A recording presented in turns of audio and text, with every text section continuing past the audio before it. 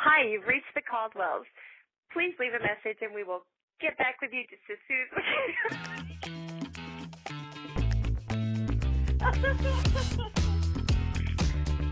as Welcome to the RV Work-Life Balance Podcast with your traveling nomadic hosts, Sherri and Russ Caldwell. Hey, that's us. We're living the dream, working from home, baby. No matter where home is. And you can too. All right. Welcome back to the podcast. Cheers. Cheers, everybody. All right. So, I always start trying to figure out how to get this thing started. And I think the one thing we've agreed on is I'm going to ask the question, where are we now? And I answer, right? I hope it's you. Let me check. Yeah, today it's you. This week, we are at Pacific Shores Motorcoach Resort in Newport, Oregon. On the coast, baby. Baby. And so why is this special? Oh, well, we're on our way home Mm-hmm. to Washington State. Yeah. And so we stopped in Oregon. Last week we were near Crater Lake, and this week we're out on the coast, which is completely unexpected, in my view anyway. Well, it's not unexpected that we accidentally got here. It's No, unexpected we got in it was planned. what we thought we were going to see versus what we saw. The reality Yeah. of Oregon Yeah. on the coast. And you think we wouldn't be surprised because we're like Washingtonians. We're from Washington Yeah, State. we should not be surprised. Yeah. Yeah. But it is, and I guess to explain, the Oregon coast is beautiful. It is rugged. It is stark. You're set up on the cliffs generally, and the sand and the beach and the waves and all is far below. There's a lot of rocks, some small, some very large off the coast of Oregon. And it is incredibly beautiful. But it's also surprising in a way. Okay, it rains a lot. That's not surprising. No, not surprising. But here at this resort on the coast, on the edge, On the cliff over the Pacific. it is very windy. Mm-hmm. It's a little cold for June. Neither of those are the big problem, though. It's the fog. It's the fog. Oh my gosh. It is aggressively foggy here. And I don't know, can you explain that? I don't know, but I'll try. It's so creepy. It is weird because if you ever seen the movie The Fog, it's like the ghost ships that come in to kill everybody in the town. It feels a little bit like that, but it's really the fact that you can see the fog blowing by like smoke. We talked about it. It was like it seemed like there's a fire Fingers and the coming smoke at is ya. blowing through the campground. Yeah. But it's just fog. And we can't see the ocean right now. We did 30 minutes ago, but Yeah. it's gone again. Or sometimes we're sitting here at the resort in a pea soup of fog. Yeah.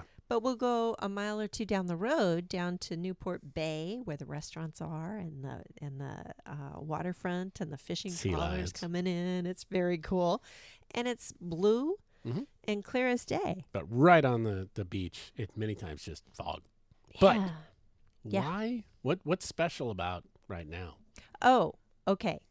Do you remember what anniversary this is for us? I do, because you set me up for this, and I'm tossing it back to you. I was trying to scare you. Yeah, I do actually remember, because she told me, by the way, this is our 2-year anniversary for being full-time. Full-time, baby. Full-time, baby! Which is a big deal, because It is.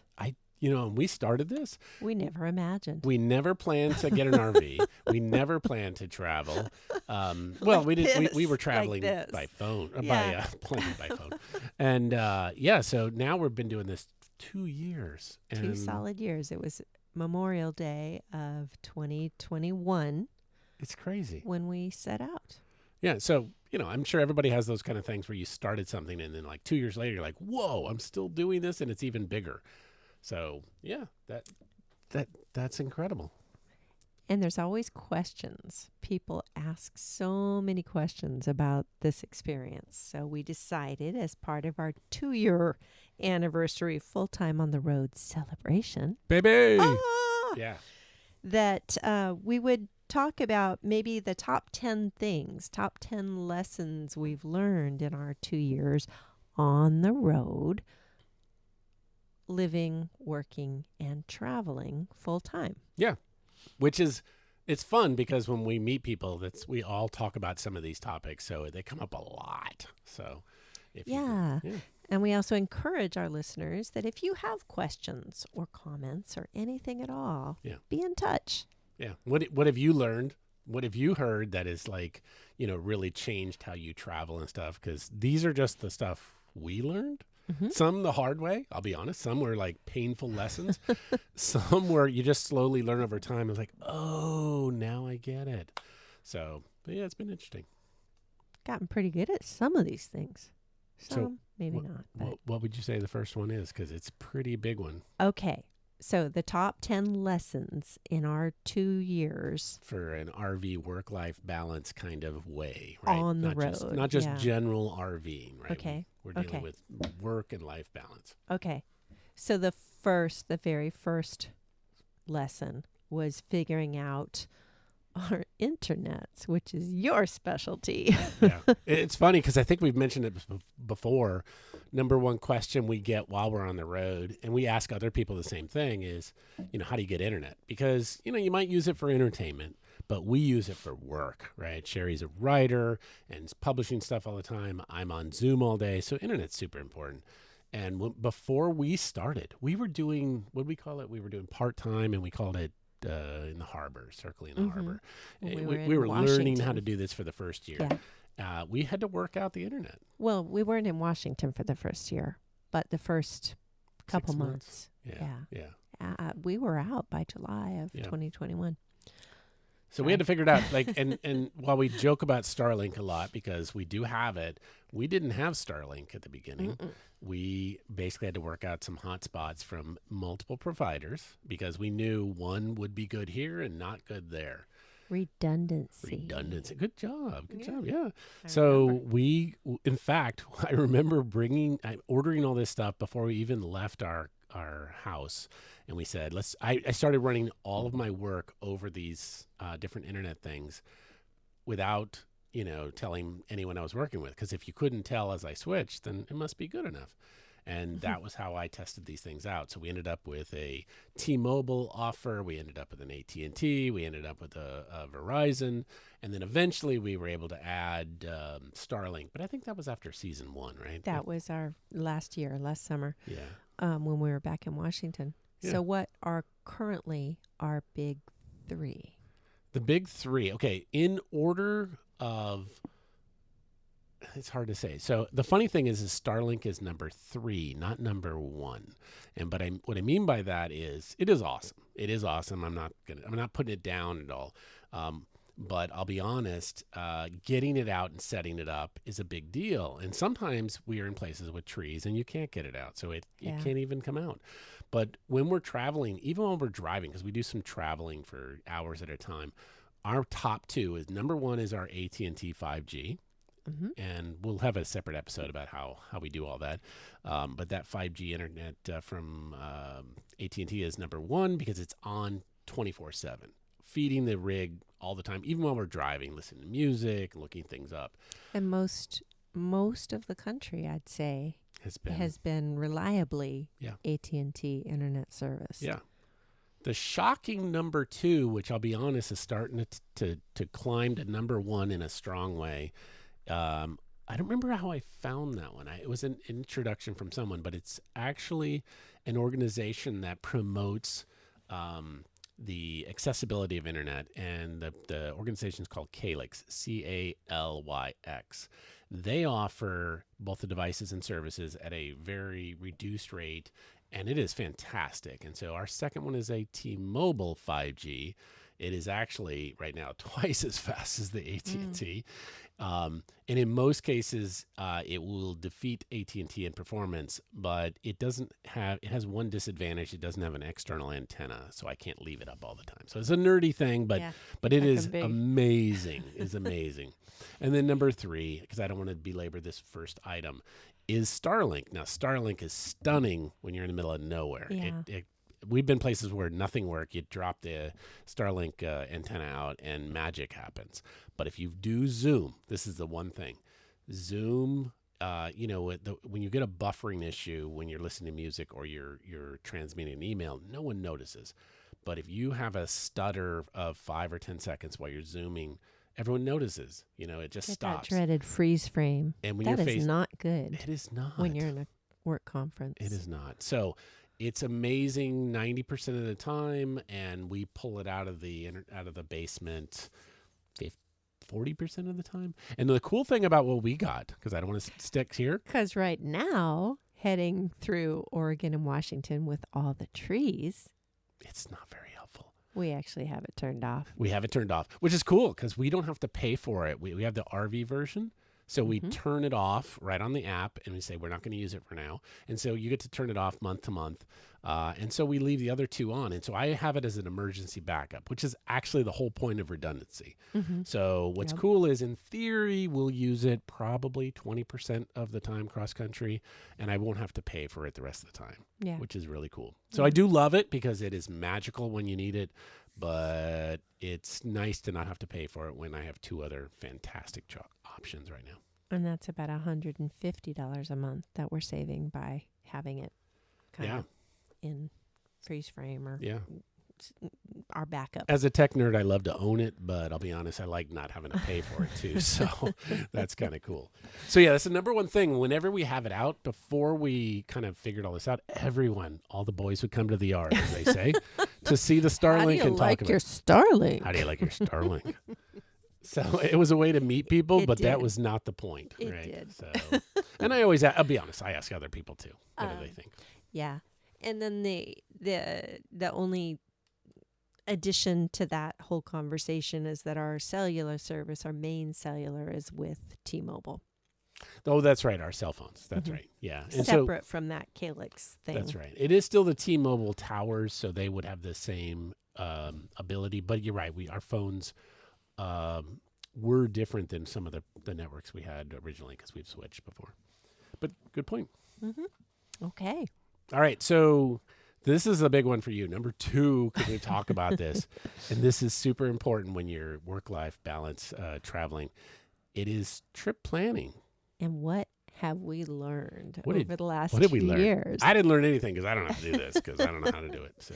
And trip planning includes our schedule, our campgrounds, RV-friendly GPS, which we've talked about before. And the biggest lesson we've learned with that is, there's 2 things. Number 1 is we are still using an app from RV Life called Trip Wizard for planning, scheduling RV-friendly GPS. But the lesson we've learned with that is trust but verify. I like that. As far as the GPS goes. And we've talked about that before. I'm sure we'll talk about it again. But having a handy truck atlas so you know which roads are truly big rig accessible and friendly. Low bridges are around here. We had a low bridge we went through while touring the coast of Oregon, and we were so glad we weren't in the rig at the time. And tunnels, yeah. So trip planning, we've discovered our favorite places, and we tend to really enjoy these quirky campgrounds. They're actually in the range of like $20 to $50 a night, which is cheap in today's RV life. And they tend to be private campgrounds in unusual places. And we've really had some great experiences that we'll talk about as we go. So we've discovered our favorite places are quirky campgrounds and outside national parks. We love visiting national parks, and also COE campgrounds. Corps of Engineers. Army Corps of Engineers. Yeah. And they are so cool. We've only had a chance to stay a couple of times because the biggest drawback... Most of the time they don't have all services. Sometimes they'll have just power. Sometimes they'll have power and water. Rarely do they have all 3. With the sewer connection. Yeah. And so staying for a full week can be challenging, although we're getting better. We are. Yeah. Okay. Also, with regards to trip planning, we've discovered our ideal pace of travel. We've learned that we really would like to travel 2 weeks at a time, where we stay at a campground or a resort for 2 full weeks, because we have the weekend in the middle where we can go exploring. And also, it's a way to save money, because generally campgrounds offer a weekly rate. Usually it's maybe pay for 6 and you get your seventh night free. But it is a way to save a little money. And so that's nice.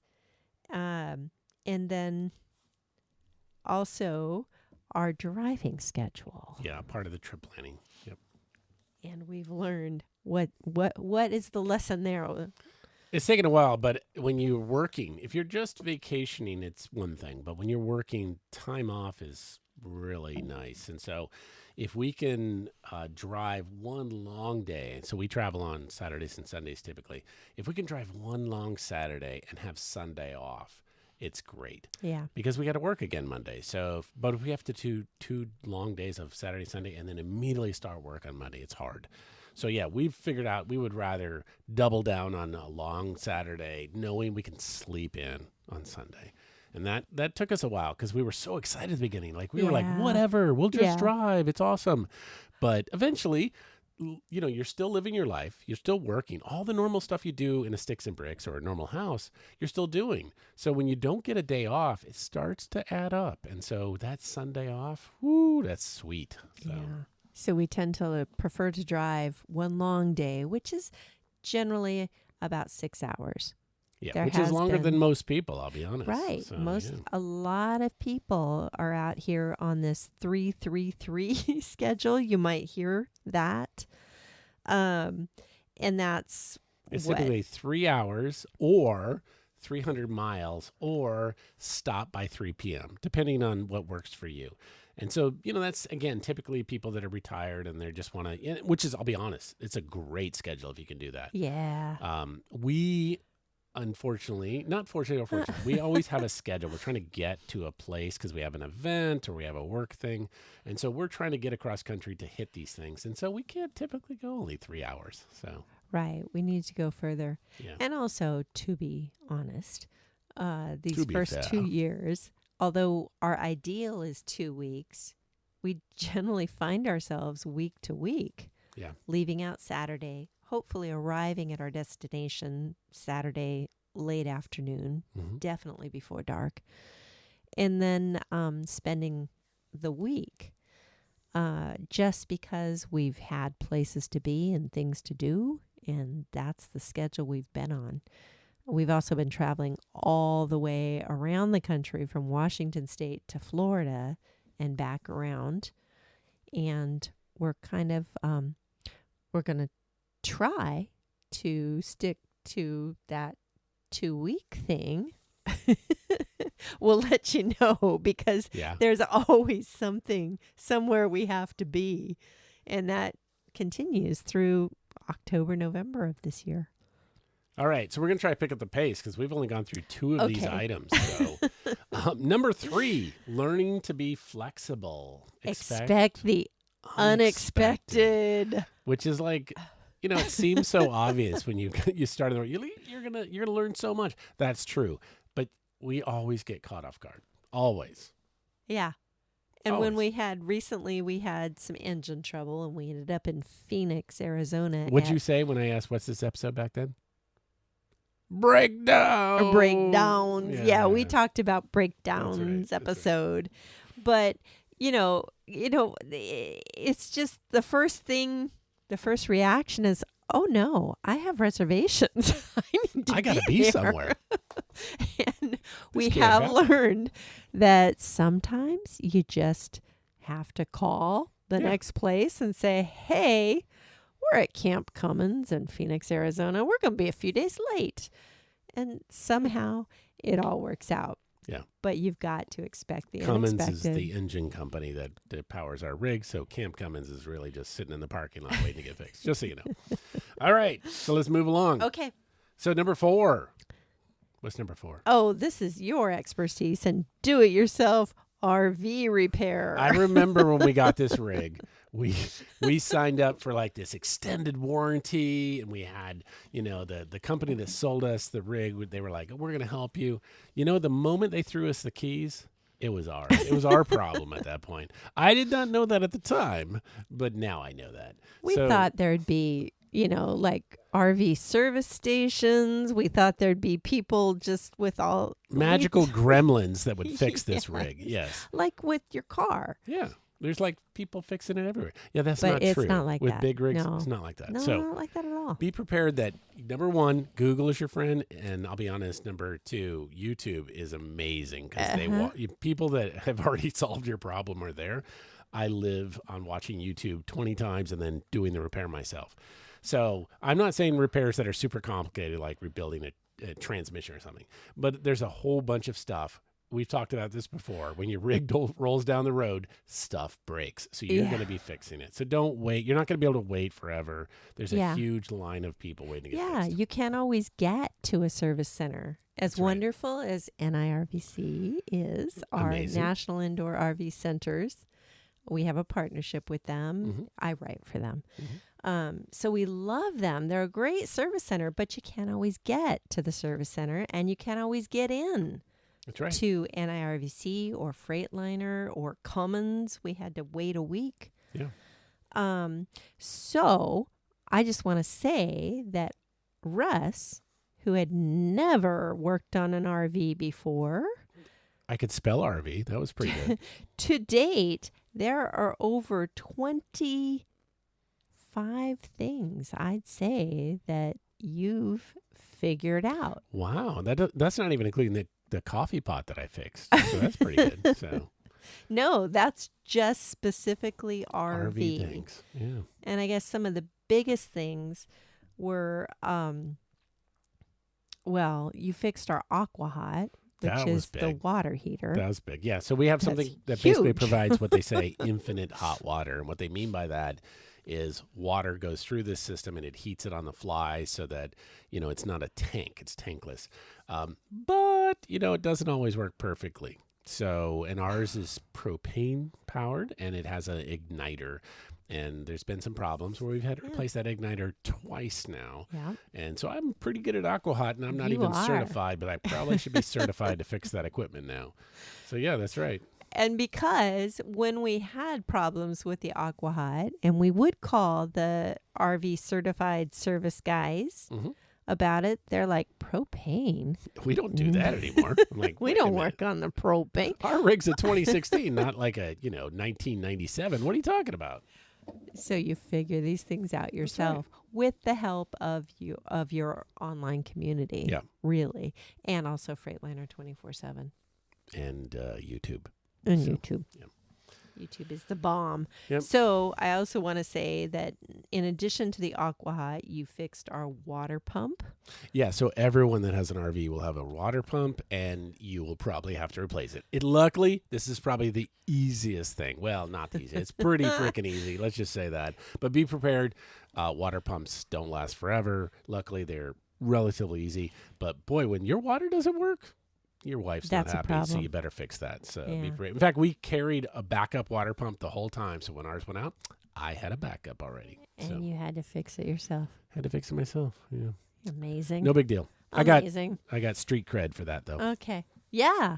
Like I said, there's a list of 25 things that this man has fixed. Okay. So we're going to move on to number 5 on this. So we'll go to the next item. Let's just say that. This is another thing that we have learned. We in our learned 2 weather years. patterns, which Oh is my God. this year. Season 1, we thought we did okay. Season 2 was all about weather. It was big. Right. Because you try to time your travels. Okay, we all know hurricane season in Florida, June through, well, as it turns out. I thought it was October, but it turns out it's November. But okay. So hurricanes has been a thing this year. Yep. With we arrived in We had to drive Florida away. the first week of November, ended up driving back up to Atlanta for Tropical Storm Nicole that Yeah. turned into a hurricane. That was a thing. Okay, so we all know Florida hurricanes. Okay. Then when we left Florida and headed across the southeast back toward the west coast, there's tornadoes, guys. They chased us everywhere. Oh my God. 4 separate tornado events. We did. And we ended up in a shelter Yeah. in Arkansas Yeah. at the RV resort that we were Our at. bug out bag, and we got into the shelter. We said we're never going to see our rig again. And Crazy It's crazy. experience. So we finally got out of the southeast and we ended up in the southwest. What's the big thing in the southwest? dust storms. That is Dust actually what we believe screwed up our rig, I'll be honest. So Oh, the Camp Cummins thing. and we actually had dust Yeah. storms last season too. So the Southwest has hit us 2 years in a row with dust Yeah. storms. So that's no joke. So Yeah. And then we finally get back to the West Coast. And I guess actually this year, this has been a thing all over. yeah. Last year it was the wildfires at Montana and Washington and Canada and Oregon and things like that. But we haven't hit that yet where we are now. But No. wildfires, But and wildfire smoke. and smoke season. Yeah, it's been yeah. bad. So yeah, the weather patterns has been. That's what's really funny because the previous season we started when we rolled into Montana and we hit wildfires, and I thought it was going to be a crazy season. Yeah. And then the rest of the year was pretty tame, and this year was way worse with hurricanes and tornadoes. Right? It was Yeah. like smoke is Yeah. one thing, but when your rig is flying away in a tornado, that's completely different. So And we already know in our travel plans, okay, we spend the winter maybe in Florida, but not this year. You want to be where it's warm during the winter. And then we know that the best season in Washington State, the best time to be there is July, basically, right? July, August, Through- maybe September, but Yeah. we're usually on our way out yeah, at the end of July. that's beautiful then. Yeah. Yeah, because of the rain and the seasons. So we're literally rolling in during that time. Yeah, because we're trying to work it out. Plus, That's we right. have July birthdays that Yeah, we we deal got with. kids to kids see and and all that. family to enjoy and have a great time. So you're constantly worrying about the weather patterns yeah, you can and dodge it. understanding the difference between a tornado watch and and a tornado warning That's right. when So, you go to the shelter. yeah. And so Uh, why this is important, because if you live in a sticks and bricks or a house, right, you're worried about your local weather. And so if you live on the West Coast, maybe in California, you have earthquakes and fires and stuff. You live in Florida, you worry about hurricanes. We get to see all of it as we travel. So it depends on where you're going. We do coast to coast, and we love seeing the whole country. So, of course, we get to try to dodge some of that stuff. We are trying to travel. We didn't do great at it this year. in We kept seemed to season. driving into Yeah. it. So, yeah. They were So- chasing us. all right. Next one. Let's Okay. move along. The All next right. one. What is the next one? We wanted to talk about something we've learned about the social life of RVers. Did we learn anything about the social life? We have. We You have. have. Yeah. So we've talked about this before. The cool thing is, like, when we used to live in a house or in the condo in Seattle, we barely met our neighbors. We barely got to talk to people. And what was interesting when we hit the road, I did, to be fair. okay, apparently But it's just me. you as a worker guy. Exactly. But we meet everybody. What's Oh interesting my is I met gosh. nobody. I meet more people than you do now. He does. So that's what's funny. So And it's always when we're leaving. yeah, when I'm supposed to unhook and get ready to go, people want to talk to me there. He cannot walk outside the RV door without the boys coming to the yard asking about the Starlink and how do you like your Integra and Exactly. but Where you been? And things like beyond that, everyone is so very friendly That's right. in the campgrounds. And the events we go to. So we go to a lot of cool events. We go to the FMCA, which is the Family Motor Coach Association. Mhm. We go to AIM event, which is all-inclusive motorhomes. We go to lots of different places, and we meet cool people. And, you know, some of them you really just hit it off with because you know, connect. And what's New cool best is friends. new best friends. And you get to connect with them online the rest of the time. And occasionally you get to connect back up and see each other at another event. So we've met some neat friends. So give a sample of some of the people that we just like love just bumping into over and over and over. Just a give shout an out. And there've been so many because it is a very warm and welcoming and outgoing community. But new best friends, we've got to shout out to Kim and Pete. Hey, Pete. Also George, Andrew, and Elizabeth Taylor. Hey, Elizabeth Taylor. we You got to explain Elizabeth I know. Taylor. I'm trying to think of how to do that in a short term. It's their dog. It's their dog. And it took me until we actually met them in real life. I didn't really realize that I was conversing on Facebook with a dog. The dog's famous. So anyway, Kim and Pete, George, Andrew, and Elizabeth Taylor, we met at the AIM All-Inclusive Motorhome Club rallies and events and just love them and have enjoyed seeing them after. Also, Ann and Brian are Integra friends. Hey, Brian.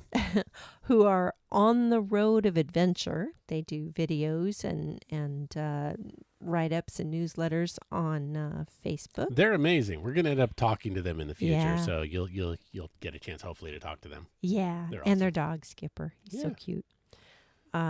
Who else? Oh, Bob and Lisa. Bob, we get to go fishing soon. I promise. You're going to teach me how to fish. So Who travel in a TARDIS, which is a story for another time. yeah, it's hard to explain that. So catch the next episode or a upcoming when they drive. They drive a TARDIS. Let's just say that. It's And really we cool. actually first saw them at Stone Mountain campground outside of Atlanta, Georgia.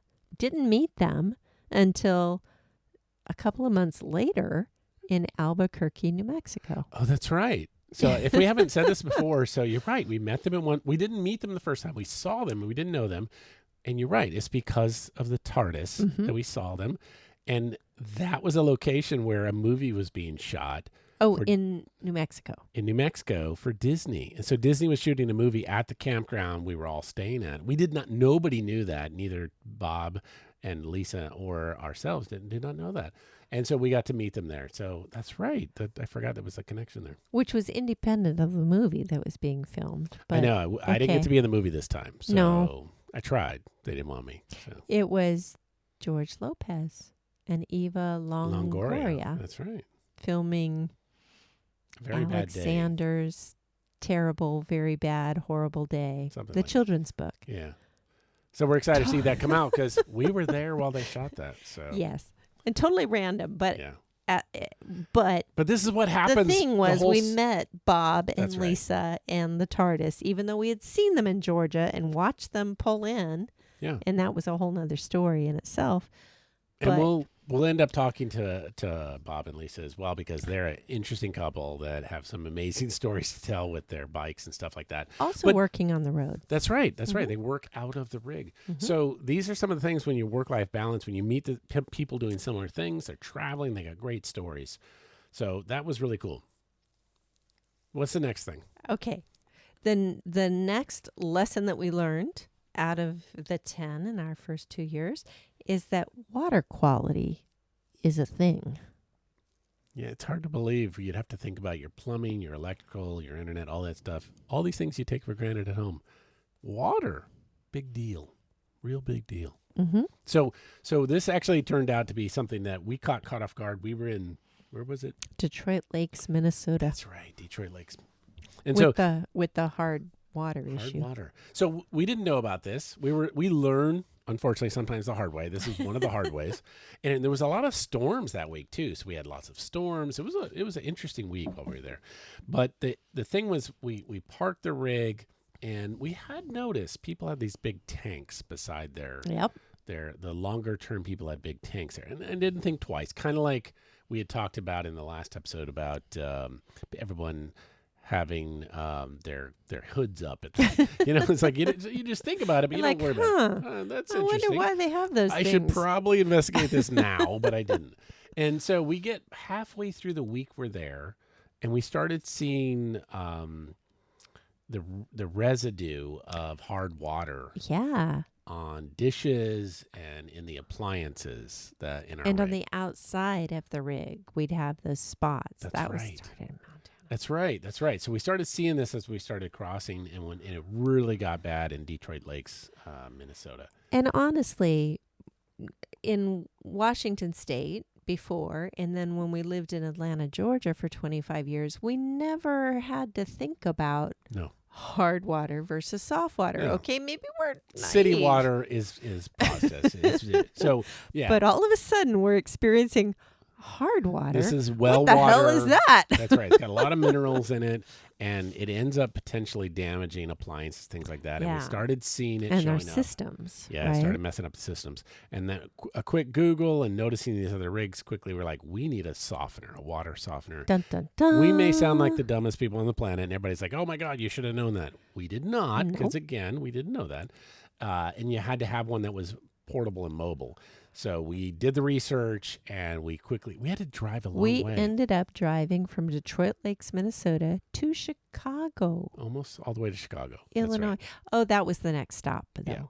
Yeah. So we ended we did go into Chicago to pick up this special water softener thingy from Camping World. We ordered through them. Yeah, it was an on-the-go system. You can Google it. On-the-go water softener. Love this system. It's basically based on simple salt. You just end up putting in table salt, and it softens the water. I'm sure there's other systems. It's been working for us for over a year. It's made such a amazing. huge difference. Yeah. Particularly in those places where there's hard water versus treated soft water. Yeah. If it's city water, it's been treated. You don't have the same problems. But a lot of times the campgrounds, as we're traveling, you're in the middle of nowhere. It's basically pumped on the out of the ground, which is fine. It's nice and clean. The problem is that it's got a lot of different, hard minerals and stuff that'll show up as these calcites that are on your dishes and appliances and stuff. But the softener it can really mess up your pipes. Things up. Right? Yeah, it can really mess things up. Yeah. So that was a big thing that we didn't plan on. And I'll be honest, add it to your list if you're going to be full-time. We'll have to put a picture and a link. We'll put links, in the show notes below. All right, next one. Oh, but wait, one more thing. One more note on really? the water systems What is filtration. Oh, okay, so that's big. Yeah. So, okay, this is big.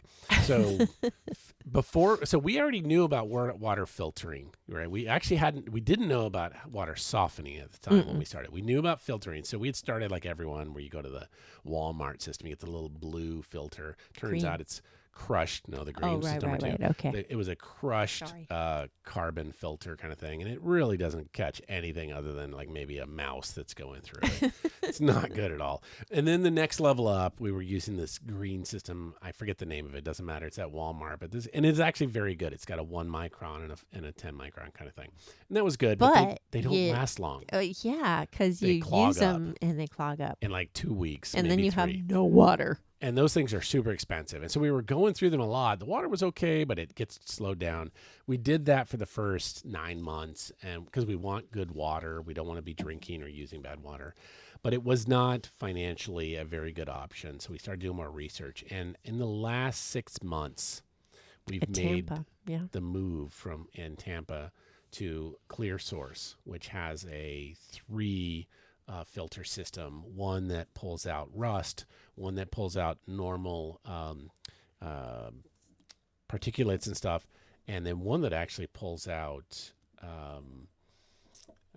viruses and stuff. So it's really, really amazing, and it changes the taste of the water, it changes the quality of the water, and it lasts so much longer. But that's taken us almost the full 2 years to figure out, and cannot say enough good things about that. But that's different from softening. So well, also that filtration system that we have now is in addition to, you've got so many filters on 7 filters. I mean, not just us specifically, but in the RV, we've got the filter coming into the RV. That's right.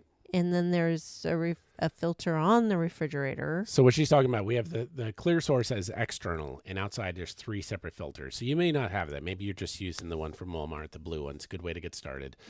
You'll have that one. But inside our rig, we already have a full house master filter, and that everything goes through that. And then there's a separate filter down there that feeds the refrigerator for us. Okay, so that's down there too. That's another one. And actually in the refrigerator inside the rig, there's another filter that filters the water one more time for the ice maker. And we use the Brita filtration. And then my wife loves the Brita. So there's actually, she puts it through another filter. So we have a lot of filters, but I'll be honest. It wasn't enough. It wasn't enough. The main thing was that clear source, keeping anything from going through any of the other filters. So all the other filters in the house were just traditional kind of filters that capture, larger particulates and some of the other stuff, but nothing like the rust and the virus protection kind of stuff. It changes completely. We would go places. I remember the water would actually smell when you turned it on, and that was going through like 4 filters. I'm like, something's not right here. Right. So now we have none of that, and we go cross country. But that took us. This is part of the lessons learned. That took us almost the full 2 years to figure out. I wish we'd have learned that sooner. Yeah. So. Yeah. All right. What's next? Okay. Well, another most favorite product that we should talk about for just a minute is our marriage saver. Oh, the walkie-talkies. Oh, sounds kind of sexy that way. That could be dirty. But walkie-talkie, we'll keep this quick just to say when we watch. So it's like a sport when you're traveling. It's watching other people back their rigs in. Right. Is awesome. So you sit around with your drink, you're watching somebody back in, and inevitably they don't have walkie-talkies. They 90% of the time don't even use their phone. They're waving their hands because they believe and yelling. And they believe the other person understands. Or cell phones, which you don't always have cell phone service, so that's not reliable. So it's hilarious because they end up yelling at each other. And didn't you hear me? Blah, blah, blah. It's hilarious. Where we were the last location. And everybody watches everybody. Come on, guys. So you're looking to minimize your stress. Right. Communication is number 1. That's true in your marriage. That's true in back in an RV. And you want to look professional. Like pros. So yeah, the last place, the couple was backing in for 15 minutes while other people were waiting to get in, and they had no radios. They also didn't know what they were doing. Yelling at each other. They got out and yelled at each other. You don't want that. So I'll do it then. And fine. We were at a place just recently, and somebody came to you afterwards and said, "I really liked your radios." We have walkie-talkies that we ordered from Amazon. Yeah, they're so awesome that we got them for our daughter and her boyfriend when they were traveling across country in a U-Haul in a car. Cars, yeah. We got them for Scott and Kelly. Yep. On their inaugural RV adventure. Yeah. It's a marriage saver. The walkie-talkies are amazing and they're fun. Yeah, that was supposed to be quick.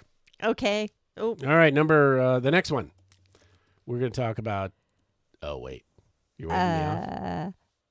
No. Oh. And actually the walkie-talkies, the marriage savers, kind of segue into number 9. Yeah. Living and working together in a very small space. This is a huge lesson of living, working, and traveling full-time in an RV. Guys, we've been married 35 years. 35 years this August. Yep. And it was an adjustment learning to live together in 400 square feet of space with both of us working and just this lifestyle. I'm noisy. But we have survived. You are noisy. You're just loud. But thank goodness. Thank you. I'll take that as a compliment. And I guess, I have my own issues. You're perfect. No, that's not true. Yeah, but that's why all your work coworkers are like, always say bless you when I sneeze in the background. Well, those are the same coworkers that wrote on my whiteboard inside voice because I was so Russ. loud. We were all is loud. I'm very loud. So how we've learned to live and work together in our very small space. We are very fortunate that we have a back bedroom and a back bathroom that separates from the front of the RV with a big, nice wooden sliding door. So we both have our own space, so to speak. And we both have our own bathroom during the day because we have a half bath in the front. That is awesome. So I end up making coffee in the morning, and then I'm up here in the front. I have my desk, I have the coffee, and I have my own half bath, and then there's a door that separates. So she could be back there working on calls, whatever. She has her own bathroom. Sneezing. Luckily, I don't have to say anything. So yeah, it's great. But we know not everybody has the same design rigs. In fact, some of our friends, they say, "Oh, we have a huge master bathroom," but they don't have a second bathroom. Right. And we actually thought our half bath was not going to be a big deal. We were like, I was like, "Hey, could we make that into a pantry? Yeah. Just take that toilet out of there." And now we're like, crazy. Oh my goodness, we are so glad that's there. So yeah, but that's important because again, some of our friends are retired and travel, so it's not the same, Right. So when your work-life balance you're trying to work out in a rig, it is different. It's important to have a place where I don't bother you while I'm doing stuff. And yeah, I run between calls. I go to the restroom. I fill my coffee. I get back at my desk. I shouldn't be affecting you. So yeah. Yeah. And so I have workspace in the back in the bedroom, but then I can also, there have been times when I still enjoy going to local libraries where I can work amidst the books and the history. Yeah. And it's a really nice, quiet place that I can camp out for an hour or a couple hours to get some work done. Yeah, what's nice is you can actually still come up front. You can, make food and coffee and stuff like that because the way I've got my desk set up in my Zoom, I'm facing against the rig wall, so nobody sees you as you walk by, so you can come and go outside. We just wanted to make sure, like, if I have some very early calls sometimes, and that's actually the next item. Yeah, that kind of leads into number 10. Yeah, which is sometimes it's very early for me, and I don't want to wake her up, and so I'm able to kind of like cordon off the back of the rig, and she can be fine. And that is number 10. What is number 10? Number 10 is this work-life balance. And the key secret that Russ has learned to really make it manageable, his life manageable, and that is time zone management. I stay on one time zone. So if you're not traveling across time zones, this does not apply to you. But we go coast to coast, and most of the time. And so we end up traveling across all the time zones in the U.S., and that I've always tried to make sure not be a problem for anyone else I work with. Now, I talk to people all over the world. So Australia, China, sometimes UK, all night. India, everywhere. Yeah, it's just lots of time zones. But I never make it their problem. So I stay in one time zone. I actually stay in the Pacific time zone, which is actually where our location is based. We're based out of that.